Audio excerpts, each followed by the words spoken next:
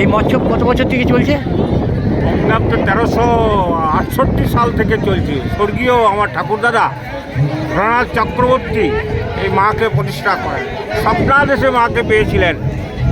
এখানে প্রচুর রক্তপাত হতো, অ্যাক্সিডেন্ট হতো, তাই মা স্বপ্নাদেশ দেয় আমার ঠাকুরদাদা স্বর্গীয় ভোলানাথ চক্রবর্তীকে।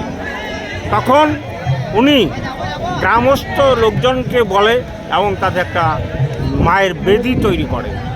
সেই বেদি থেকে আজও সেবা চলে আসছে। তখন অল্প সেবা হতো, এখন 6,000 7,000 লোক হচ্ছে। এই সেবা একমাত্র জনগণের দান, জনগণই এর দান করেন। এই জনগণের দানেই সেবা হয়। তবে আমি সবাইকে আহ্বান করছি আমার মায়ের মন্দিরে আসার জন্য এবং এই সেবা গ্রহণ করে ধন্য হন। আপনারা ভালো থাকুন। জয় মা তারা। আপনার নাম? আমার নাম মনোজ চক্রবর্তী। আপনি এই মন্দিরের পূজারী? আমি এই পুজোর এখন সেবাই এবং আমার কাকা সেবাই সনদ চক্রবর্তী। ধন্যবাদ।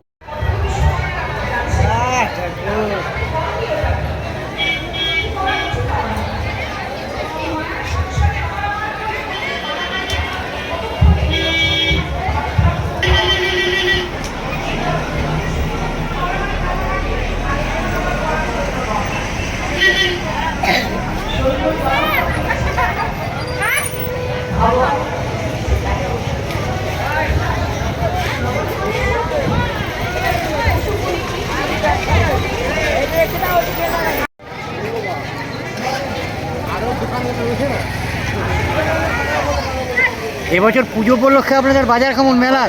ভালো নয় গো, মানে কি মানে সমস্যা কি হচ্ছে? সমস্যা মেঘের জন্য, ওয়েদারটা হঠাৎ খারাপ হয়ে যাওয়ায় বাজারটা একটু খারাপ হয়ে গেছে। মেঘ আর ভক্তের সমাগমও কম লাগছে অনেক না?